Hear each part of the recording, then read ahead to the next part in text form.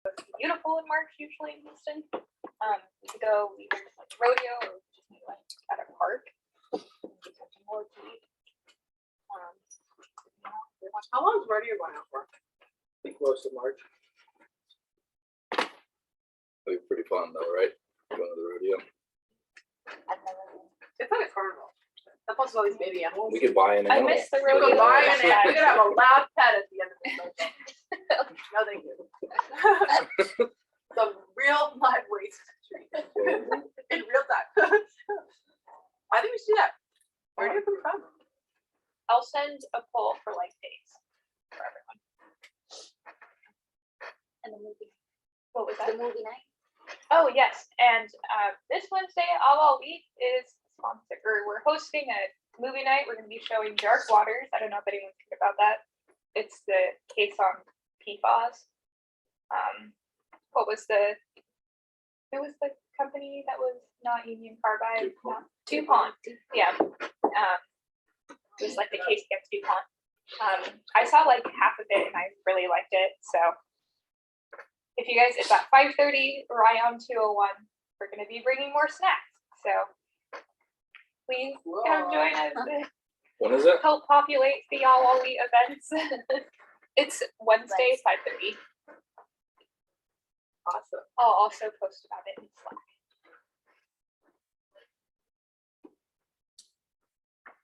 Mark Ruffalo. Actually, a lot of baby people. That guy played the Hulk, right? Okay. Awesome. Anything else? I feel like I'm forgetting something. Okay. Cool. Today, Sean's going to teach us all how to design primers, and then we're all going to have homework that involves designing primers for your specific thing. Actually, is Leo on? Yeah, Leo is on. Okay, Leo's gonna, I don't know. Actually, I don't know what's covered. I haven't seen your talk yet, right? But like, there might be a follow-up thinking about how you evaluate primers when you want to apply them to a mixed like community or environmental sample. Is that in your talk? Is that your presentation? No, that's not. Okay, so if there's any time, maybe Leo can talk a little bit about it. Otherwise, we can kind of generally all together talk about, okay, now I have these primers. I'm going to use them in a wastewater sample or in a soil community. How would I evaluate whether or not they're going to be specific and sensitive for my target of interest? Mm-hmm. Oh, so the new tool that Todd's lab is working on. Yeah, but I was even thinking just cover like, say that tool doesn't exist yet, which it doesn't technically. Like, how would you do this with available tools that exist now? You know? Yeah, I was going to talk a bit about primer blast, but I don't have a Perfect. Yeah, so if we have time, we'll talk about it. If we don't, we'll maybe save it for another follow-up meeting because I feel like that's like part 2 that will be critical to this overall. I want to design some primers for my question. Mm-hmm.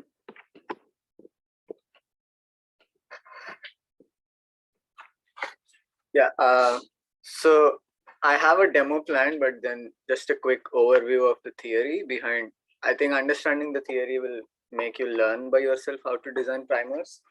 So just a quick 6-7 slides on what primers are and what determines what a good primer is. And then I'll open up one of the servers that we use for primer design where all of the parameters are taken care of by the machine. But only if you understand the theory, you can judge whether that software is doing it right or not. Yeah, so what are primers for? What are they relevant for? I'm just showing you a quick DNA sequence here, and this primer is highlighted. And I'm using this cartoon that I got from Wikipedia. So showing the primer in purple and the sequence that it binds to in this color. So primers are used for amplifying segments of DNA. So if you want a particular segment of DNA, you put one primer on the left and one on the right. And then you run these cycles of polymerase using this machine that changes temperature up and down. And as you're doing that, the amount of DNA between those two primers keeps increasing exponentially. And if you actually want to detect whether let's say you're detecting SARS-CoV-2. And so if this increases, then you know you have SARS-CoV-2 in your sample. But if you actually want that sequence in your hand, you run it on this gel and then you you take the actual DNA, which is the shiny white thing here. The other thing people use primers for is sequencing. So you take the primer and then you add a polymerase which attaches new nucleotides along this way. And by the color of which nucleotide is being added, you can guess what sequence there is. So if you have a new variant of some virus and you don't know what its sequence is, you also need a good primer to bind to the specific place, and then you get the sequence using this. Just a quick basic of, so DNA is double-stranded is what we always learn, right? So what are those two strands made of? They are made of these nucleotides, but then when they sit next to each other, they have a hydrogen bonding interaction. So A and T, these have a double hydrogen bond. G and C have a triple hydrogen bond. So it is like stronger than the A and T bond. And DNA is made of ATGC, 4 nucleotides. And so depending on how many ATs you have versus how many GCs you have, so if there's an A here, there's a T there on the opposite strand. So we only look at one of the strands, just let's pick the top strand. And we look at it from 5' to 3' direction. So you have A's, T's, and G's and C's. If you have a lot more G's and C's, then the binding between these two is really strong. And if you have a lot more A and T, it's weaker binding. And how do we know how strong these two are binding to each other? What we do is we add energy to the system. So you can add heat, easiest thing to do. So when you heat this solution of DNA, at some point, the energy is too much, so these hydrogen bonds break very easily. And so you can melt. So this is called melting. So you heat the DNA and then the double strand becomes 2 single strands. And so this is called melting. And we actually use this in qPCR as well. But as a concept, when I speak of how good a primer is, so it's same thing. Here we don't have a primer yet, but these two DNA are binding to each other, and there's a melting temperature which determines at what temperature these two will separate. So if the binding is stronger, then the melting temperature is higher. So you need higher temperature, like 80, 90 degrees centigrade. If it is very weak, then you need maybe 40, 50, 60 degrees. So once you've melted the DNA, you have a single strand. I'm not showing the other strand. I'm just showing the bottom strand. And that's the opportunity when the primer walks in and then it tries to bind. And so why does the primer bind here as opposed to just the other strand itself? So binding involves like 2 sequences coming together. So if you have just one molecule of DNA to start with, when you heat it, it becomes 2 molecules, so 2 strands. But then off the primer, we add a lot more into the solution. So there's like a million times more of the primer. So it's more likely that the primer comes and binds here. So when we judge how good a primer is, we are looking at how strong can a primer bind to the sequence of interest. Yeah, so same thing, nothing new here. So once the primer binds, just a quick overview of what a PCR is doing. You add this enzyme that's called the polymerase, and it's taking these single nucleotides, which we call D and TPs, and it's polymerizing them effectively into, so DNA is a polymer, right? So you take monomers and you bind them together and you make a polymer out of it. So this enzyme is catalyzing this process, without which it would take many, many years for this DNA to form, but it's making it super quick. So it can do, it can polymerize up to 1 kilobase. So 1000 of these green things attached together within a second. So it's super fast. So what determines a good primer? So the primer has to bind to this sequence of interest. So the longer the primer is, the more binding you get, right? So that is obvious. If the primer is too short, then you have too few hydrogen bonds holding it together. So one more thing I went over before is the GC content. So the more G's and C's there are in your primer, the stronger, however short it is, the stronger it can bind to it if there are more G's and C's among the length of the primer. But if you have too many G's and C's, then you have a chance where it binds not to the sequence where it's supposed to bind, but other places as well. So you always have a balance within many of these parameters. You don't want it to be too much, you don't want it to be too little. So that's why there's a range of an ideal GC. Ideally, you would hit 50% exactly. And the next concept here is, so I told you how the polymerase is working, right? So you notice that, so a primer, it has a directionality. So there's a 5' and a 3'. Same for the primer, there's a 5' here and a 3'. And the polymerase is only attaching nucleotides to one of the ends, and the other end doesn't do anything at all. So if a primer binds only partially, if only the last edge of the primer also binds, then the polymerase is able to use it. But even if the 5' end is dangling, if it's not binding too strongly. So for that reason, the last 5 nucleotides at the 3' end are very important. And you want to make sure that there is at least 2 GCs in the last 5. And if possible, you always end with a G or a C. So that way the binding at the last end is really strong, and then the polymerase can actually attach to it much easily. And I also talked about melting temperature here. So you have an ideal range of melting temperatures, 50 to 65.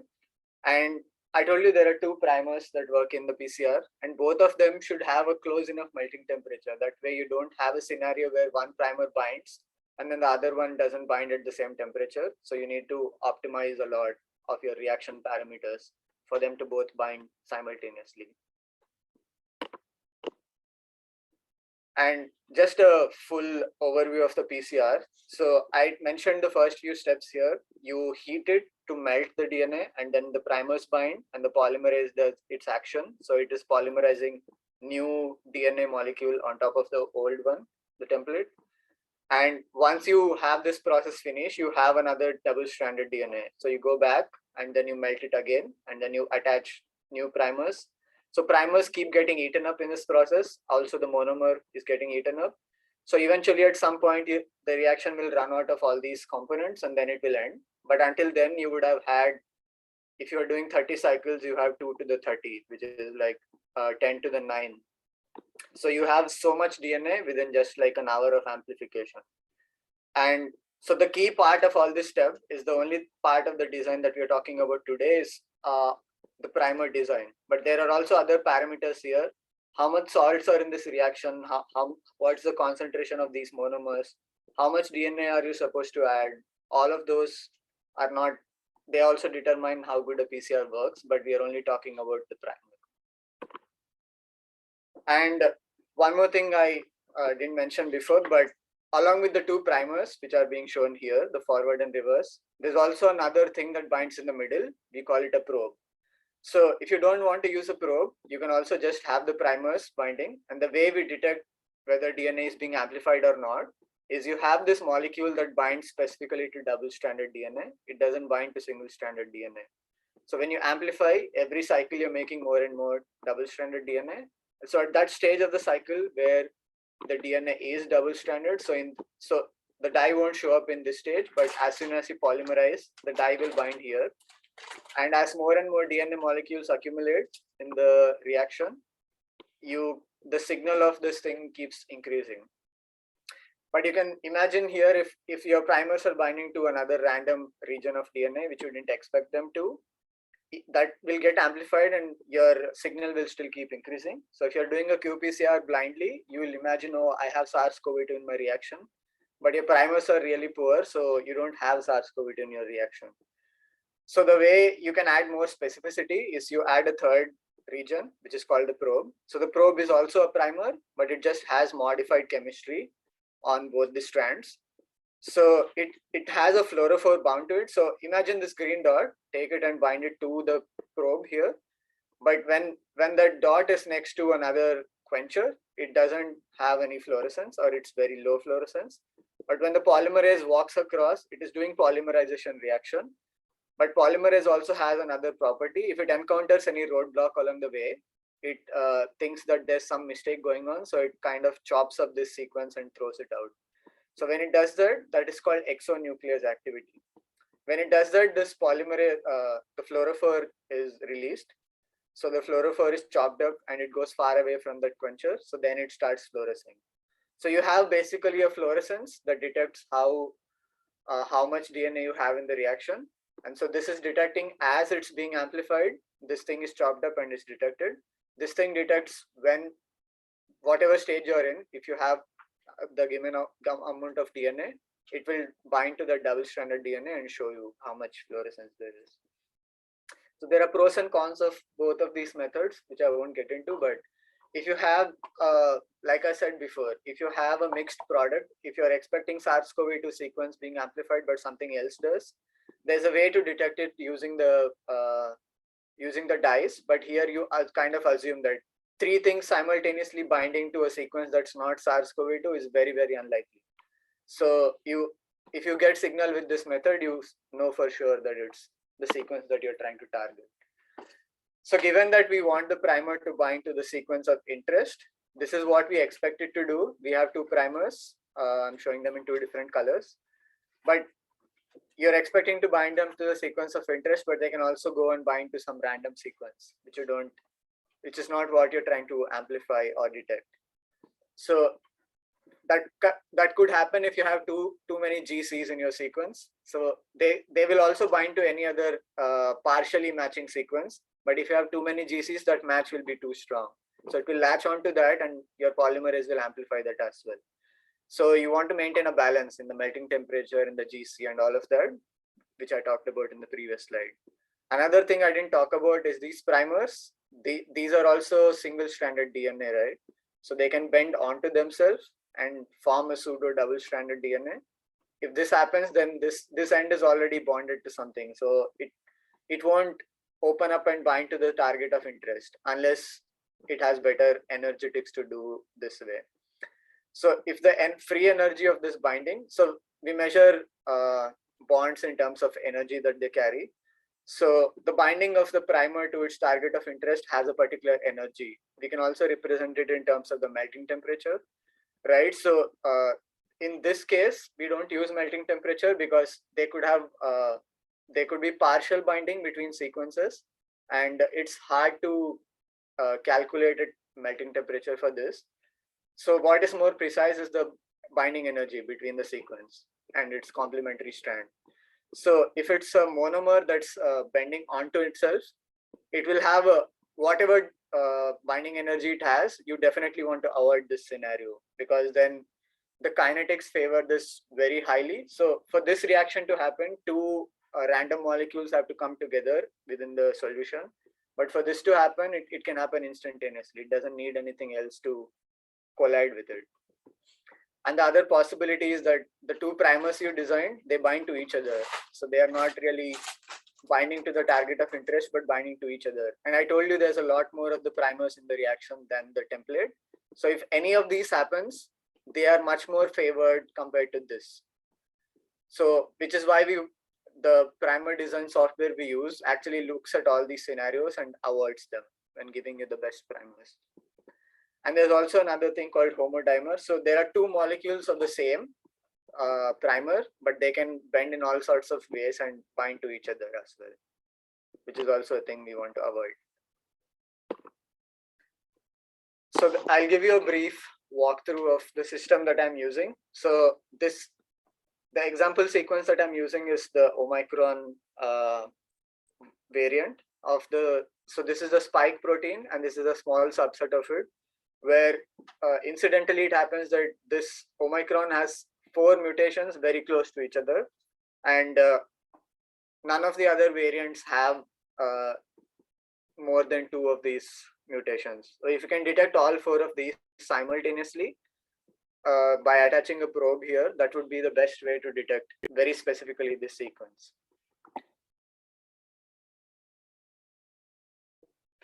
So I use this tool called Benchling. So whenever you work with a lot of DNA sequences, instead of putting them on a Word document or notepad and things like that, if you put it onto Benchling, it gives you this additional luxury of adding names onto subsets of sequences. So this sequence has a function and I have a label on it. So this is a tag on top of the sequence. And if I have primers that I have designed previously, whether or not they work well or not, I can attach those things here, and then I can make comments saying, oh, this primer is bad, don't use it, or something like that. And so the use of maintaining a system like this is in the future when you have collaborators and they are trying to look at your project, they have a lot more information when looking at system like this. So here I have the SARS-CoV-2 sequence, which I got from a certain database. So I pasted it here, and then I made sure that all the sequences that I understand, I have labeled them here. So let's navigate to the region of interest.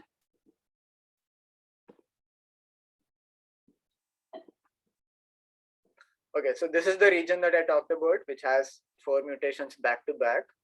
So what we'll do is we'll paste this whole DNA sequence onto the primer design software.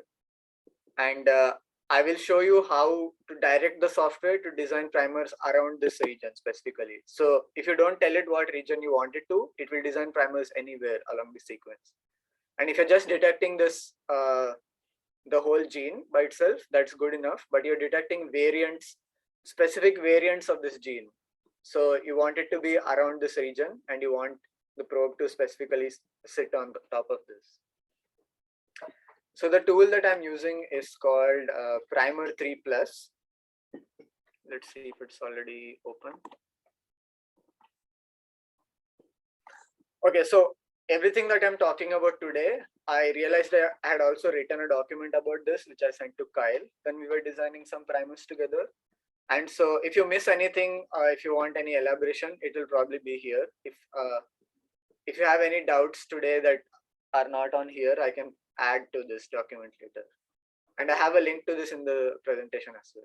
And we'll put the video in this document. Yeah. Recording of this. Right? Okay, so I will go and select this whole sequence, the whole green thing that you're seeing here, and we'll paste it into the software. Okay, so let's see if I can zoom out. All right, so this interface Primer 3 Plus is asking you for the source sequence below. So the whole DNA that I'm trying to detect is the source sequence, but there's something called target here. And if you click on it, it shows you what it's expecting you to give it. So if you want a region that starts at 50 and spans 2 bases from that, you give it 50, 2. So in our case, we want this particular region. So it starts at 1472. You can see it in the bottom here, and the length is 24. So the parameters that I'll give it is 1472, 24. So you want to pick a left primer and a right primer, which is these two things that you notice here.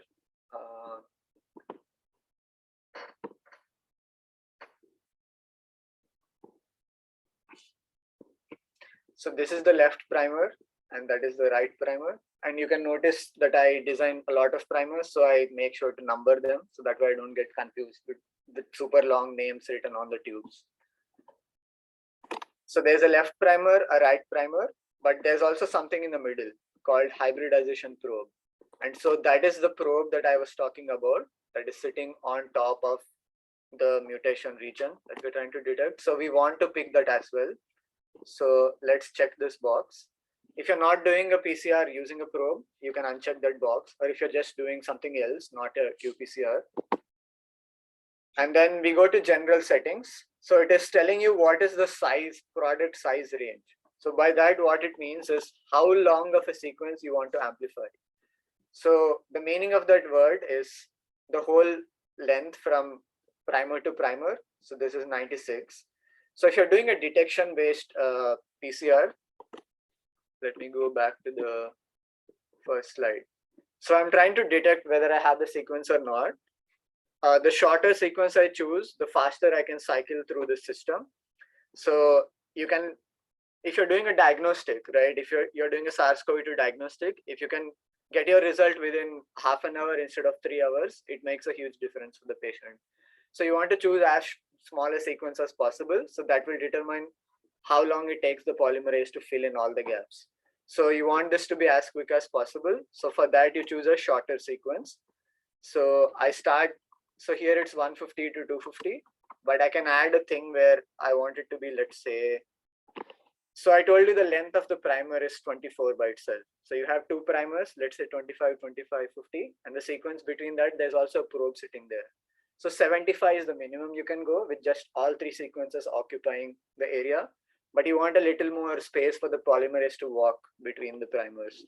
So we'll choose 80 to let's say 120. So it will choose a range between this, the first range of sequences. If it cannot find any good primers, it will move to the second range, which is slightly larger than the first range. Then it will move to the third range. So it just has a bunch of search parameters organized along this. And you're giving it the size of primer you want. So there's always a minimum, a maximum, and an optimal. So it tries to look for things around this optimal, but if it has to change any parameters, it has a certain flexibility to go until this minimum and that maximum. And same for the melting temperature, which I talked about previously, and the percentage of G's and C's in the sequence compared to A's and T's. So this has very flexible parameters here. And you can imagine if you want to make this process reproducible, there's also a lot more advanced settings, which I don't even go into. But the binding between your DNA and its complementary strand also depends on other things that are in the reaction. So it also matters how much salt is in the reaction, and depends on what salt it is, whether it is sodium chloride or magnesium chloride or other stuff. So whatever values we are using for the melting temperature here, those are all approximate. So they depend on what algorithm is calculating it, how good they're taking into account the salts in the reaction, and also the reagents that we use for qPCR, they don't tell us exactly what is in the reaction because it's proprietary. So we have to do like a hand wavy guess around it. So I don't take many of these parameters seriously, but I've gone through certain papers for qPCR and droplet PCR. And what I did is I made settings. So I changed all the parameters and I saved the settings using this button here. So when I do that, it gives me a text file. So in the future, if someone wants to design primers for that particular method, what they can do is to click on the browse here. And so this is doing a loading and saving of settings, which is all the parameters that are here. So you can just browse, and these files are also on the Google Drive somewhere. I put the link in the document. But so if you're doing droplet PCR, you have slightly different parameters, droplet digital PCR. If you're doing a normal qPCR with the probe included, you have these parameters. So I just selected that, and you select that the file name shows up here, but then you have to click on activate settings. Only then the settings will be applied. It says, okay, the settings files are loaded. And now you can see here, they have different parameters. So 70 to 150 is that range. These temperatures, the size hasn't changed, but definitely the melting temperatures, I made them a lot more stringent. So I made them 58 to 62, around 60. So the algorithm doesn't have a lot of room to optimize. So most of the times it fails if you choose very stringent conditions. Then you can come back here and change it slightly. Okay, so there's also a lot more parameters here, but all of these have changed as soon as I loaded the settings. So you don't need to look at any of these. Once you're done with putting all of your parameters in, you go and say, pick primers. And this algorithm is pretty quick. So it is showing you the best primer set here, but it also picks many more primers that you can all paste onto Benchling, and then you can evaluate how good they are, because I don't trust this algorithm completely. So I use the general theory that I mentioned before in the previous slides, and I evaluate these primers using that. So I'll take these sequences. So there's also more candidates. So there's left, right, and internal origo, which is the probe. And so there's pair 3, 4, 5. You can ask for how many ever sequences you need, but all you need is one best one. So you can pick the first 2 or 3 and then paste them onto Benchling. And so it also gives you a bunch of statistics. So it tells you how many primers it has considered, how many of them failed because of which criterion. So there's the TM being too high or too low. There's GC content not compiling. And there's also the GC clamp, which is the last 5 bases I talked about. So it gives you a slightly more detailed information, which is only useful when it fails.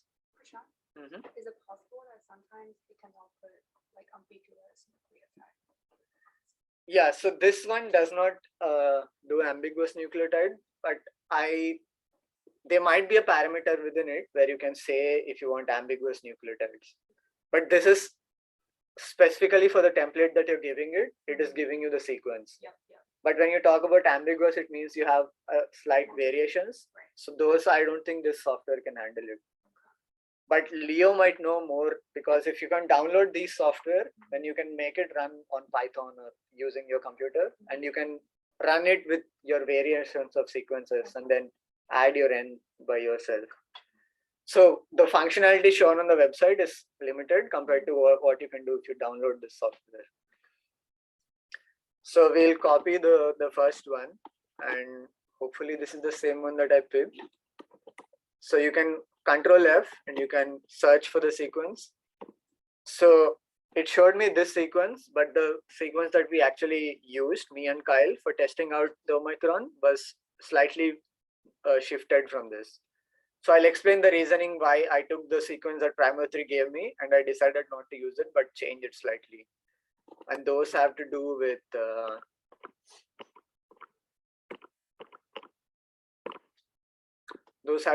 these reasons. So Primer 3 also does this in some sort of way, but I use Benchlink to manually look at the sequences, the kind of structures that my primers are forming, and then I tweak them according to that. So the forward primer is in, and I can do the same for the reverse primer. So you paste it here. Okay, so this was very different from what I chose. So if you want to attach a primer here, you right click on the region that is being searched for, create primer, and whether it's forward or reverse. If it's on the top strand, it's forward. If it's on the bottom, then it's reverse. And we can give it a temporary name.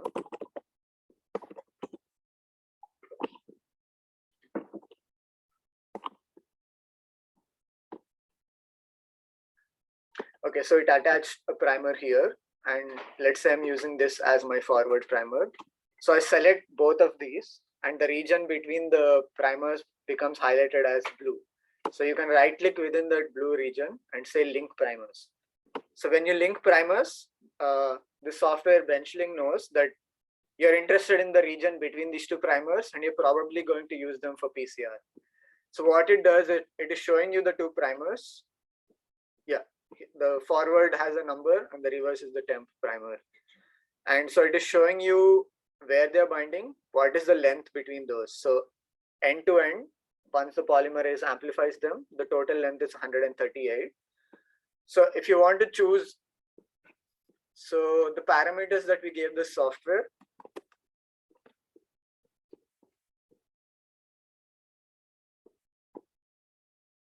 okay, so it is within the 70 to 150, but if you think whatever you got is too long, you can try to reduce this to 110 and you can rerun the algorithm. And then there's also more information about the melting temperatures. So the algorithm that this Benchlink uses to calculate melting temperature is slightly different from what the Primer 3 uses. And I've tried to, so if you click on the melting temperature here, it shows you that there's like two different algorithms. And it also gives the option to adjust what is the salt concentration, sodium, potassium, magnesium, and the amount of DNA you're adding in all of these. If you change any of these parameters, your value changes slightly. But the key point is that the exact value is not important. It is the ballpark number and the values between your two primers. So let me open back the primer pair. You know, I just realized I am not. I don't know how to be online, basically. Yeah. Oops. Oh. But it's not recording yet. It's just a bummer. Okay. Yeah. It was sharing before, but I don't know when it stopped. Yeah, it just went away for like a very, very brief period of time. Ah, okay. Makes sense. That's good to know. All right. Okay, so you click on the pair again, and it shows you the melting temperatures. So you can see that the temperature of these two are far from each other. So one is 52, other is 58. So the difference between these two is what? 6 degrees, right? I would say that's reasonable enough, but if you want to be, so it's showing you the difference, 5.7. If you want to be very stringent about it, you can go to primer 3 again and change the settings such that the difference is shorter than this. So one thing that I like to look at in this overview is the secondary structure. So if I click on this, it opens these two window, and when you're calculating the secondary structure, again, the free energy of your system depends on your temperature as well. So I use the temperature around 60, which is the ballpark where I do most of my qPCRs. So if I say check secondary structure, it shows you these energies, and if you click on them, so this is what I meant by a primer bending onto itself. So this is a dimer. So the primer, this is the same primer oriented opposite from each other, but you can see that it's binding in 3 specific locations. So no matter how good you design your primer, it will bind to random places like this. So you can't fully avoid it. But I like to look at this structure and see if there's any way I can manually change the sequence, so I can do better than what primer 3 does. So I can probably trim the last or first few nucleotides and add 3 more on the other end. I can do things like that to make the structure be better. And so the one more important thing is the monomer, which is if one primer bends onto itself like a snake and then it binds to itself. So this thing you definitely want to avoid. So you can see there's 2 G's and C's here, 1A, and the energy that it's giving. So I have ballpark numbers for the energy as well. I have like an estimate of -3 for the monomer. So if there's anything less than -3, so -4, -5, -6, that is bad because the binding is too strong. And for the homodimers, I have a ballpark of -7, let's say. So if it's -7, 8, 9, then it's bad. But if it's -3, -4, I think it's okay. You can't really avoid any structures like this. And the other thing is, so the heterodimer is like 2 different primers binding to each other. So yeah, in all of these cases, you will see structures like these. And when you're doing your actual reaction, most likely these things are also forming. So some of your primers will form this and then they'll not bind to your target of interest. But the critical point you have to see is that the GC, the GC clamp of your sequence should not be bound in a very strong structure. If that happens, then the polymerase actually latches onto the 3' end, right? So if the 3' end is locked up in most of these interactions. So if you have a primer that's in a binding structure like this, that end of the primer is still free to bind to your template. So if any end is free to bind to the template, we would prefer it to be the 3' end. So that's what I'm trying to say. So we do all these QC manually, and we approve if we want this primer. I rename it to a numbered one in my series, and then I save it to the correct folder.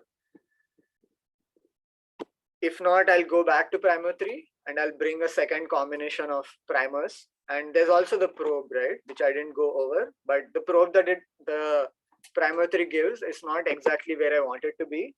So what I do here is I manually just selected the region on top.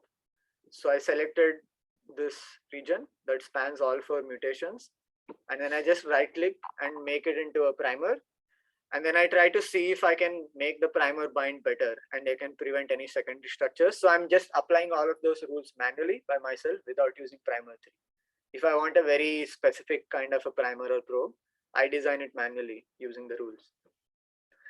Okay, so we went over how to get 2 primers and a probe if you want to.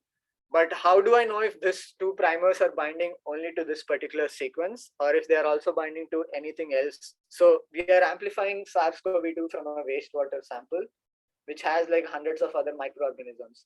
And they also have random sequences that can fully or partially match to either of the primers and the probes. So that algorithm is a lot more complicated than just finding 2 primers around a region that you narrowly defined and told primer 3. So that task is best done by this tool called Primer Blast.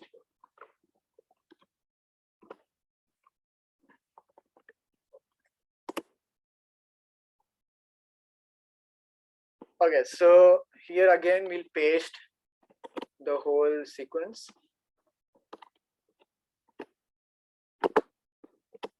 And so if you already have primers, so this tool again, it shows you what it's doing. It is finding specific primers for your template using primer 3 and blast.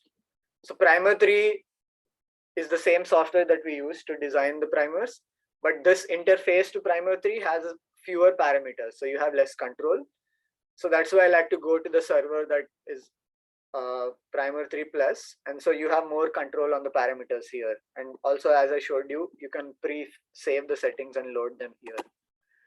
So let's say if you don't use primer 3 first, you can leave these two blank, and then this software will talk to primer 3 and get the primers that it thinks are the best, and it puts them there. But the main thing we use this software for is for the second part, which is the blast part. So what it's doing is you're telling it that there's this database of sequences which I don't want my primers to bind to. So if you're detecting a specific human pathogen, let's say if you're trying to detect SARS-CoV-2 from a patient sample, so then you would have your target of interest. Let's say you, so this is the database. So there's a database for mRNA, for DNA, and for particular genomes or any, so there's like highly curated samples that are present in the RefSec genomes. There's genomes for selected organisms. This is the most widely encompassing database called non-redundant sequences. It has a lot more things. So if I run this algorithm with that database, it will take 5 minutes to give me a result.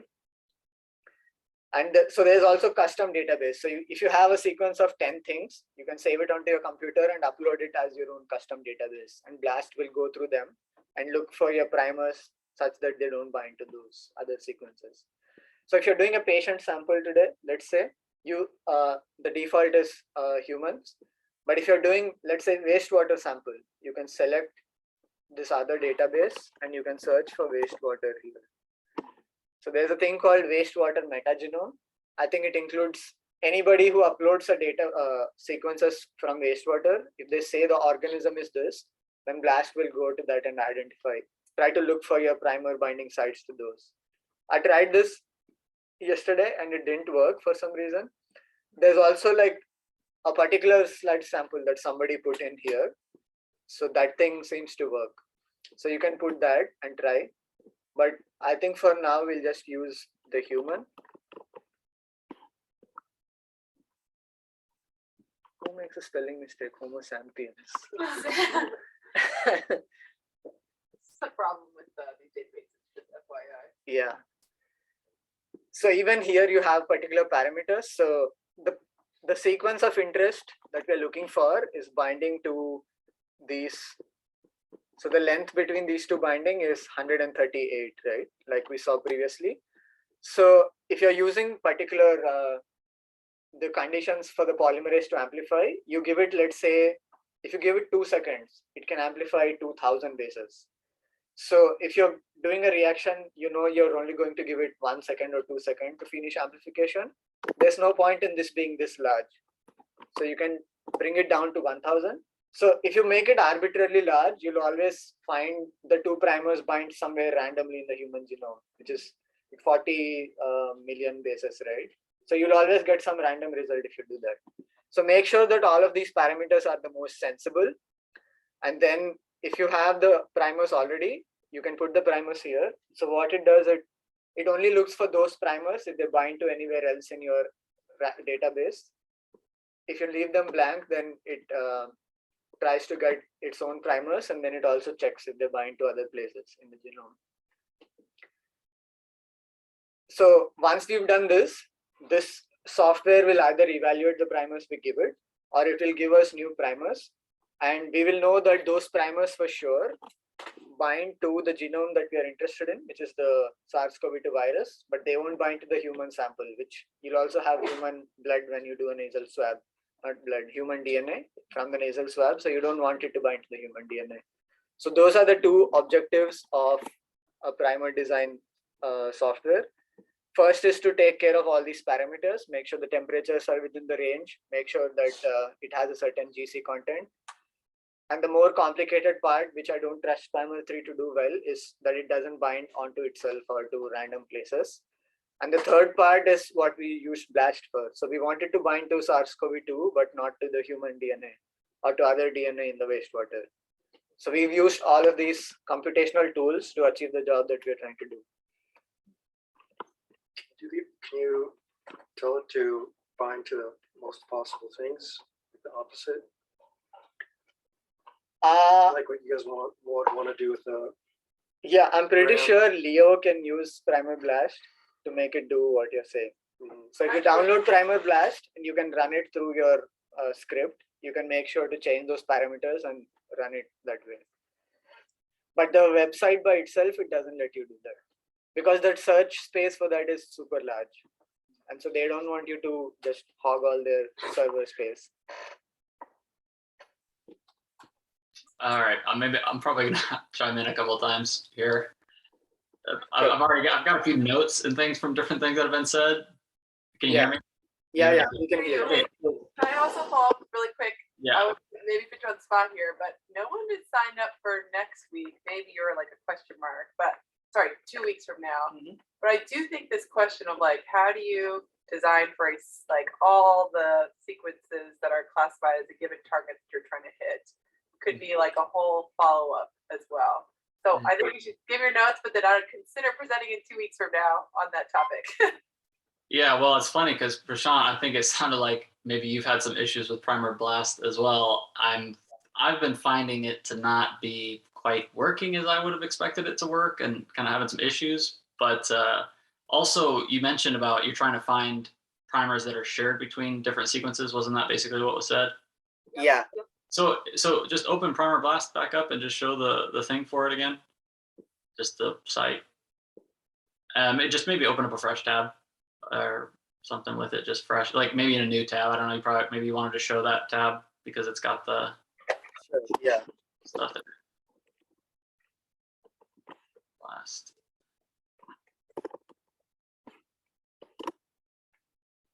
So have you seen the box on the top right? If you just primer is common for a group of sequences. Have you seen that one before, that box there?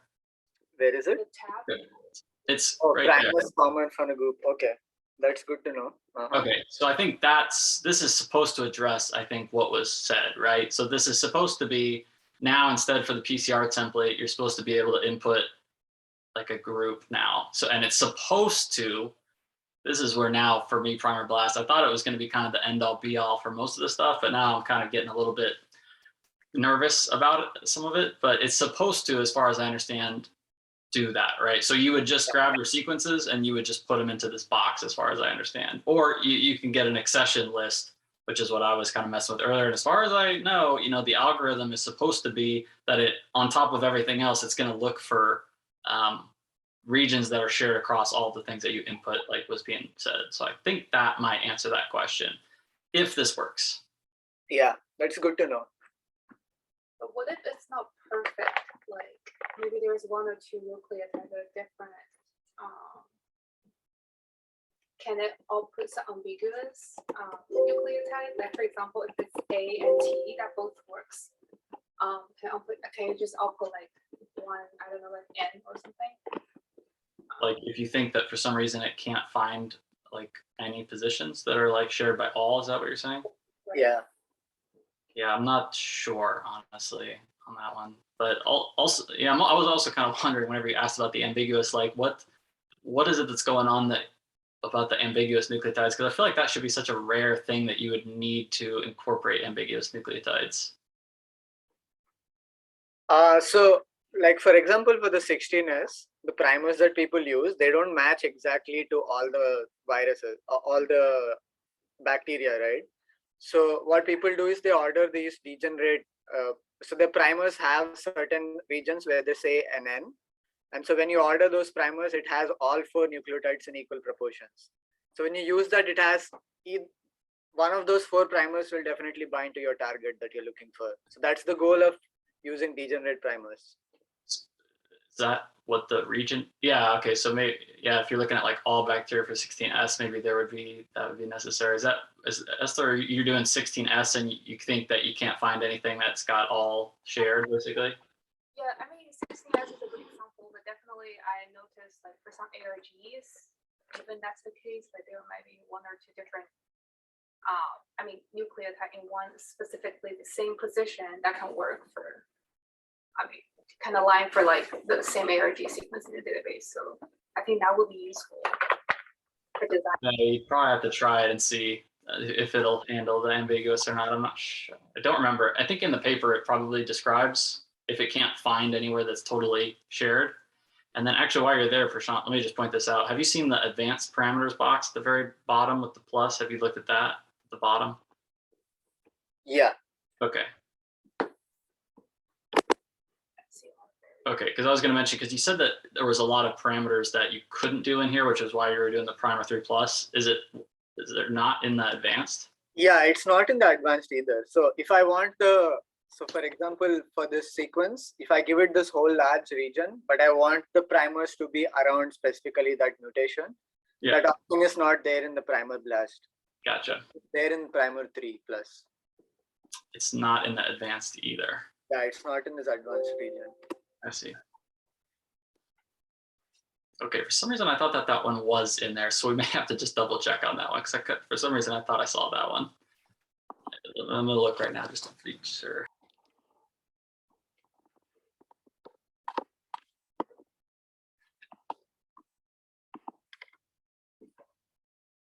So, but you're saying you haven't gotten it to work yet for the groups of sequences or accession numbers? So I ran it one time where I did it for the HPV, where I put a big list of the accessions in there, and I was checking also. So I was just checking primers that were pre-provided. So I don't know if it like treats it differently if you provide your own versus if you do new ones. Like that's something I can try also to see if it changes the output of it. But the thing that I basically couldn't, so yeah, that would have to be tried to generate. I think it will work, honestly, it'll do something. The thing that I just couldn't find was where it'll give a report, where I can find like how well it actually did within those sequences. That was the one thing I basically couldn't find. Like it pulled up like an alignment of all of them, but I couldn't find anywhere where it said like, just, X% of these all had that in it and were shared. So I think, yeah, I would just have to just keep playing with it. I think it should work though, if you find the exception. So what I did, so I think if you want to do that, I'll just say really quick right now what I think you would do, like in lieu of going further in depth potentially in the future, or I can go more in depth in the future. But when I did it, I just went to, one of these databases that just has all this, information stored in it of these genomes. And I just searched for the particular taxonomy of interest. And then I just sorted on length of that one. So this was HPV for this particular one, just trying it out. And so I was able to get like 150 results for that came up. So there should be roughly like 150 of this particular type of HPV in the database. And then from there, once you have that search pulled up, you can basically click a button that says like, just give me the list of all the accessions for those. And then I just copied and paste those into that box. And it was basically working. It seems to sort of roughly work. But what I'm finding with Primer Blast basically is it'll sort of work. And then when I punch different parameters and try multiple different things, I just keep running into different things always. So it's like, I just feel like your results may vary. I mean, it may work perfectly fine, totally work for you. I just am really finding, if you change one set, this is what I'm having. I change one setting and then it's like, wait, why all of a sudden, am I getting this weird error or this thing's happening in an unexpected way? Leo, can I ask another question? So if you wanted to do it yourself, like outside of Primer Blast, where let's say you put in the accession for those 100, whatever it was, 15 sequences or whatever you got, 130 sequences, it gave you some primers that kind of vaguely shows the alignment, but you want to check it yourself. Could you pull those into some other software, do the alignment, throw your primers on them, and kind of do it yourself? And what would you use for that? Yeah, definitely. You definitely can, for sure. I mean, you can look up the Primer Blast paper. It describes, how it is supposed to do all these things. And, when I read that, it's like, okay, sounds good to me. I'm good with this. Like, this sounds like the way that you would do this. It sounds like a good way. I think they did a great job designing all this stuff. So literally, I mean, most of the algorithm for how you could do that is pretty much spelled out in the Primer Blast paper. yeah, you would basically just download all of them, and then you would use whatever algorithm you want to use to just line up your primer up to all of the sequences. You could use BLAST for that if you wanted to. You could use a lot of different stuff, which I'm pretty sure that's what it's using here. There would be a few different ways I think that you could do that, and then you would just match it up against all of them, and then you would just write another like loop around to just loop over all and see if they're in the right place, and you had both of them there and things like that. So can you do that on Benchling? If you want to do like 150 sequences and align them and throw a primer on it, can you do it in Benchling? I would do less than, if it's less than 10 things, I would try it on Benchling, otherwise I don't it think will you be can too do slow. more than maybe 10 or 20. So if you want to So- do I'll just do a local blast. local blast, okay. So you basically are doing like create your own. Okay, okay, And then good. you can find like the mismatch or the alignment and then you can set up your own threshold for that. Okay. Yeah, so you can download the alignment tools or Blast and you can run them locally on your computer. Okay.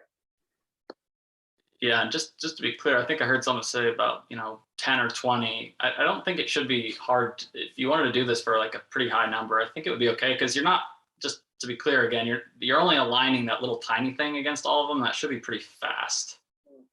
Yeah, makes sense. So I think you could easily do it for a large number of sequences if you're just checking whether that is contained in all of the sequences or not. Yeah. But then also you might have to check and this is where this becomes kind of a complicated piece of software, is because there's like a lot of different things, because you would have to check each individual one to see like how well did it match, because it may not match perfectly in all of them, right? So like, what's your criterion that you're going to use? Is it like a perfect match in every single one and then you're all right with it? Or do you want it to output like how many have like one mismatch inside of it, or how many have like two mismatches, and like how far are you willing to go away, and like what all information do you want to say like this is good enough in all of these? Yeah, makes sense.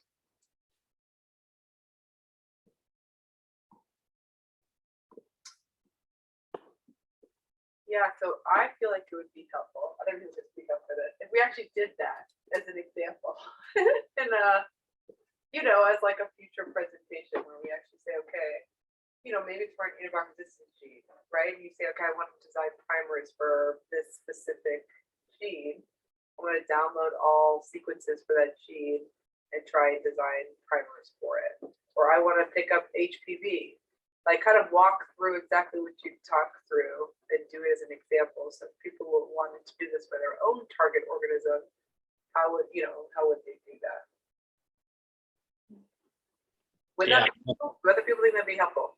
Yeah, and then I think with this, then it's kind of like what exact, the question that you really have to really clearly define, what exactly a person would want to do exactly, because it's like, so, starting again from the basics, so you've already heard me go over this, like if you just want to check that one sequence is in all of them, I think you can basically do that with just BLAST on the web portal. Like you can say search with these ones and then give me the report out sort of roughly how well they all match. I think there's a way to get it to spit that out. But then, okay, now if you're doing like 2 primers and you're doing the probe, then, what exactly is it that you want to do? Is it like check, I think you have to pretty well define like, what is it exactly you want to do? Do you want to check the existence of all 3 in all of them and output like how well each one individually, or is it you want to check each genome and see that all 3 are within this much distance between all of each other, and report like like how many of each one of those had so many number of mismatches between each one? And this is where it's like, yeah, if you just want a prototype, like it just depends on which piece of this you want to go after, and like how thorough and which of all these different things you want to report on, of how complicated or how long it would take to write it up. So what's kind of shocking me is this doesn't exist already in some form. Or this is what this is doing, I guess. I think that's what this is, but there's a lot more parameters, right? So right. I guess I'm trying to think about like how people have designed primers for environmental, monitoring or any type of. I'm trying to think. This is so terrible. When I did this when I was a grad student, we downloaded all the known sequences and we literally like threw it up like on I think a mega, and then I don't know, digital alignment through the primers that people had identified for it. I've looked at them, and then like a lot of times I saw they only picked up like a fraction of the target sequences. And so then we just try and change, add degeneracy, right? Without staying. It was so manual, right? It was very manual and staying within these like divine criteria of what was acceptable to try and pick up as many families or like sequences as possible. But I guess I just figured it would be like more easy to use right now. Maybe it's not. The core of this issue might be the multi-sequence alignment. I think that's like, I guess that's more difficult to achieve rather than compared to like just design requirements, all of the three criteria.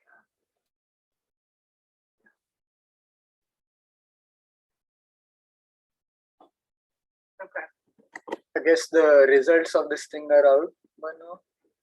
So, and again in primer blast, we didn't tell it which region to bind to. So I think our region of interest is somewhere here, but it gives us all primers that fits its criterion. And if there was any non-specific places that it's binding to, it would tell it that it's binding to the human genome in this particular area, and it would give more information on that.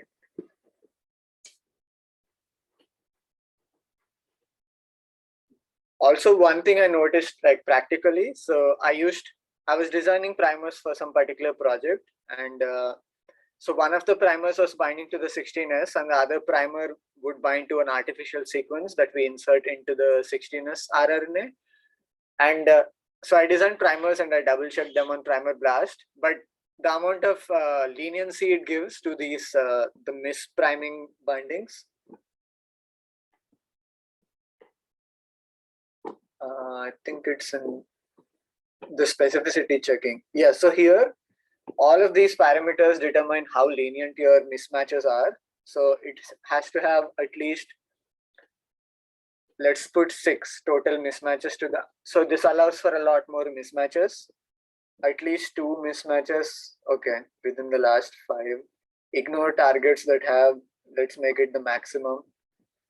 So even if you use the most lenient parameters here, and you double check that your primers are not binding to off target, what happened was when I actually used the sample, the other primer was binding to the 16S, although only the last 5-6 nucleotides were binding, but I was getting like wrong amplification products. And we sent them out for sequencing and it turns out to match exactly the 16S, but just a different region that we are not expecting. So you're saying you can't check for everything. You can't check for everything and it will take too long computationally as well. It's like impossible problem. Got it. That's a great point. Yeah, I guess maybe another like follow-up this would be like, how do you validate your primers in a lab? You know, like you ordered them, you got them. How do you now test them? You know what I mean? Maybe it's really straightforward, but I don't know. To me, that could be a nice follow-up to this document. Yeah. All right. Thank you. Great. Okay, can I bring up a couple of comments? Sure. All right. So, okay, so amazing job as per usual. Prashant, as expected, this is amazing, very thorough. Okay, a couple things that I jotted down. Okay, so starting with, so you mentioned that you wanted to be specific, so you found the region that had like the 4 mutations or whatever, right? Unique. Mm-hmm. So, you know, this was something that had come up. I feel like this is one that I never really got answered ever whenever I started looking into this stuff, was like, how do you determine, you know, how resilient these things are to like how many number of mismatches, right? And I remember this came up like a while ago whenever I was first joining for whatever meeting it was where the people were designing the whatever variant specific variant test or whatever. It's like that. So that one I never really like, I don't feel like I ever really got an answer on that, like how they know if it's like one mismatch away that it's for sure going to be specific. Because then when you look at like the settings in Primer Blast, it's like the default is 2 mismatches means that it's specific by default. So in theory, that means 1 mismatch is not okay. Like it'll still do it anyways. And even then with 2, it's like, how do you know 2 is specific versus like 3 or 4? Like whether it'll still work, you know, when they design these things. That's one of the things I was always kind of wondering, actually. Yeah, so I mean, there's no set empirical rules for how many mismatches will work, but I would say 1 or 2 mismatches will still bind. And for primer especially, as long as the last 5 nucleotides bind, even if this whole rest of the thing is not binding, you will get the primer to bind and you will probably get amplification. Yeah. Yeah, so as long as you have a decent region that binds, there could be like 5 mismatches here and you can still bind and get a product. But for the probe, I think the situation is a little more different. So the way the probe is working is, I'll go back to the cartoon. So the way that the probe works is, so you'll notice that the 5' to 3' direction is there for everything. So the primers have it, the probe also has it. And the probe's 5' end is going to get chopped first, and that's what gives the fluorescence. So you want the 5' end to be binding tightly for the probe. So for this case, 5' end is here because we are looking at the bottom strand, and the probes go from right to left. So you can invert the whole picture. This is the forward primer. Polymerase sits here, starts walking. It encounters a roadblock, and then it starts chopping away nucleotides. So if there's any mismatches here in the last 5 nucleotides, the first 5 nucleotides, I mean, that might be a little more problematic compared to if there are mismatches here. So if these 2 mutations don't occur, your probe could still bind and you would be detecting some other variant, which is not Omicron. So the answer is subjectively, that's what I'm trying to say. And you have to validate it by experiment. There's no computational way as far as I know. So now I'm actually more confused because I feel like that was a little bit of a contradiction there, because didn't you say you were designing one that was going to be specific, but you did it by putting the 4 specific mutations into the middle of it, right? Into the probe, yeah.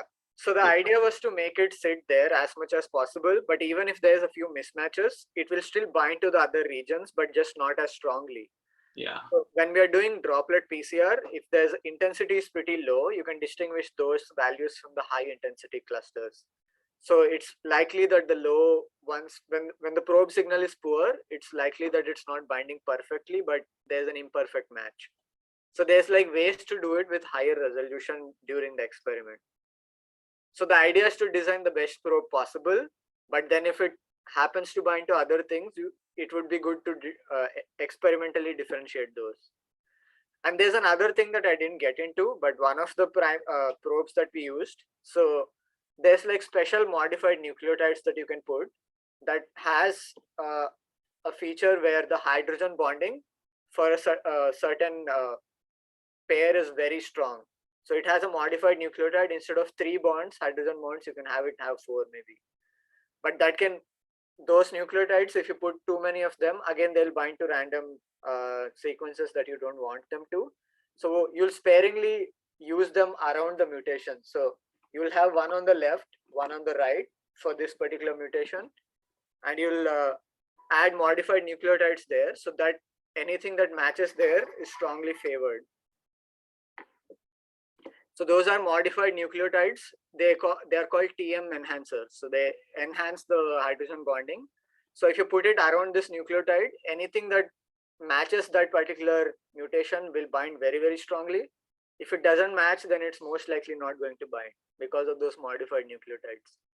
So you add like extra components onto the probe to make the specificity go higher.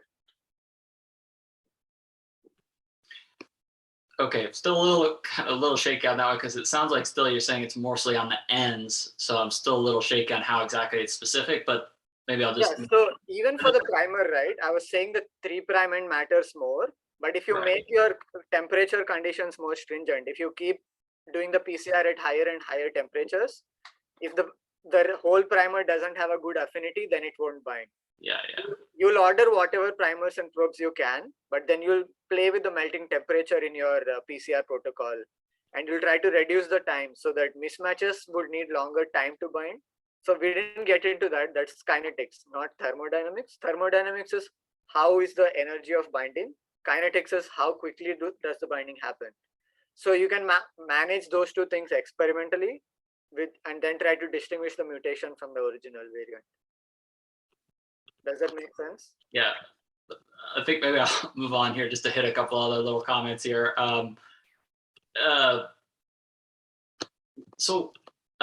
Yeah, because in the past we all of Todd's group was all kind of working on this stuff, and so I wonder on like all the different pieces, like specificity. Still was wondering kind of like what does it mean exactly for these things to be specific? So for instance, you could judge each one independently and say this is specific to this or whatever, or is it that like both the primers would you think it would like be both need to be within this number, or like if one is non-specific but one we're confident is specific, then you would call that everything's good to go because one is specific, so it's all good. And like same with the probe, it's like it's kind of like where do you draw the cutoff between specific and non-specific with these when you consider a collection altogether? Yeah, so when you're saying non-specific, it means that these three primer and probe thingies are able to bind to other regions. So if they are all three are binding in the exact same kind of positional, if they are forming this region of 100 and something bases, 100 bases, then within the same parameters, you will get a product from the wrong thing that you're not expecting it to. But if only one of them binds non-specifically, the other two don't, then you don't need to call that as a non-specific product. That's not an issue of concern. But if both primers are binding, then you will amplify something. As long as the probe doesn't bind to it, it's not a concern even then. So the thing with primer blast is it only tells you if both the probes, so we told that the database that we want is the human genome, right? It will only tell you if these two primers are binding somewhere in the human genome where we gave it 1000 base distance within that distance. But as long as the probe doesn't bind between those two sequences, it still won't be detected. So primer blast is also not very exhaustive that way. Yeah, and so like basically you think for the probe, just it doesn't even matter to check it then basically, you think? I mean, primer blast doesn't check it, but I think it's very, very unlikely that all three of these will bind non-specifically. But if there's any algorithm that can check it, that would be good. But I think the computational space would be too large for that. Well, it's interesting that you say that because, to me, my thinking would be the total opposite because, you're going after the human genome, but to me, the thing that matters the most would be the closely related genomes, not necessarily the human. I mean, they would both be important because the human's floating around in there, obviously, but it would be more like closely related, and there's always something closely related. Yeah. And so it's more like in that same exact spot in the closest related thing, is it specific or not? And in that case, you're guaranteed to have all three positions roughly there, probably. But yeah, and then I'll just make another comment. I just thought it was interesting how you went about doing the specificity on the primer blast, because when I did it, I went in a totally different direction because I went like, I just did RefSeq representative genomes and I was trying to just get it to cover as much as I possibly could. You went like with the human, and you also did the wastewater metagenome and you said it didn't work, which is like, okay, not totally surprising to me again, because it seems like this software's got some issues as far as I can tell, not working totally as expected. Yeah. But for me, it was kind of more like, okay, how do you just check everything? So the way I was going was more like RefSeq representative genomes, and then just like choose just the highest thing you possibly can to try to check as much stuff as you possibly can. Yeah. And then, okay, I think probably things are wrapping up here, but I think a bunch of us have to go to a 4 p.m. meeting, but I think we should have a follow-up. Yep. Maybe you can lead it, Leo. Yeah, let me just see where I get with that. I feel like, let me just see where I get with it. Yeah, we're not meeting next week. At least we didn't have it on our schedule. I didn't plan ahead, but I'm going to be out next week anyways. But so the plan was to meet in 2 weeks from now. I'll check in with you and see how you're feeling about it. Yeah, sure. Okay, awesome.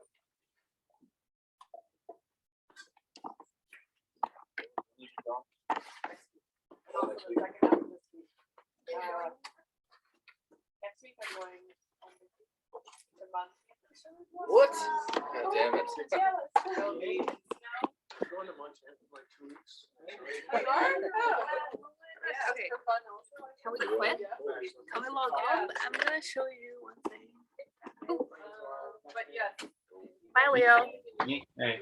Okay, hey, I have 2 more quick questions. Sure. Okay, You said you don't trust it for the self-hybridization and heterodimer checking and stuff like that. So why don't you trust it for that?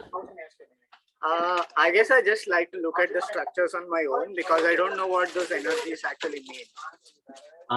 Okay. And it also, I want the structure not to be in the 3' region, but the energy just won't tell you whether it's in the 5' or the 3'. Gotcha. Okay. I don't know if you said you don't trust primer 3 for that. Is that what you said? Yeah, I mean, I don't know what it's using for that. I think all these things, I'm pretty sure all these things use primer 3, just FYI, as far as I know. Yeah. Like even when you run Primer it, three also you ran it uses in, another thing to look at the binding. like you ran it in, you did benchling or something, right? To generate those things. I can like almost guarantee you that it's using primer 3 under the hood for Yeah, benchling. so to find primers, it uses primer 3, but to look at secondary structures, it uses something called VN RNA. Oh, really? Well, They all have like different tools that they integrate. well, primer 3 will output all that stuff. I'm pretty sure, like pretty much exactly the same. I'm pretty sure, but anyway, and then the final one was you mentioned that if you allow for like a 4,000 region in the human genome, that you feel like it's always going to find something in there, which that surprised me. I would not think that would be the case personally, but I haven't like thought of any. Fully right. Even if the first like 6-7 things match, it will show up in the results. That's what I'm trying to say. You said if you put it to 4,000, you think it'll always pull stuff up. Yeah, it's more likely, much more likely to pull stuff. Yeah, you said something like you'll always get something if you put it to 4,000, but I feel like, I don't know. I'm wondering like where that came from specifically, because I feel like I would be surprised if that was the case. But I haven't done any math on this or anything. I could be totally dead wrong on it, obviously. Yeah. But I would think if you need 2 mismatches, like yeah, I would think, and both of them in that region specifically in those specific spots, I would think it would be rare. But not 2 mismatches though, right? So out of 25 nucleotides, even if there's like 15 that mismatch, I would still be interested in looking at that because that will give me a product in my actual reaction. But if that was the case, then like PCR would never work because there's always human DNA in all these things, I feel like. Yeah, so it's just a lot more of nuance in that than what we can do with thermodynamics calculations. Oh, this is trash. Okay, well, I think I disagree with that statement, but whatever. I think it's probably you're not going to find a whole bunch by chance in the human genome amplicons, but anyways. All right. Okay, that's all the notes that I took. Nice. I will see you sometime then. Okay. Did Esther say she wanted? Oh, yeah. Yeah. I'm going to walk with her. Okay. Yeah. Okay. Goodbye, everybody. See Bye. you. See ya.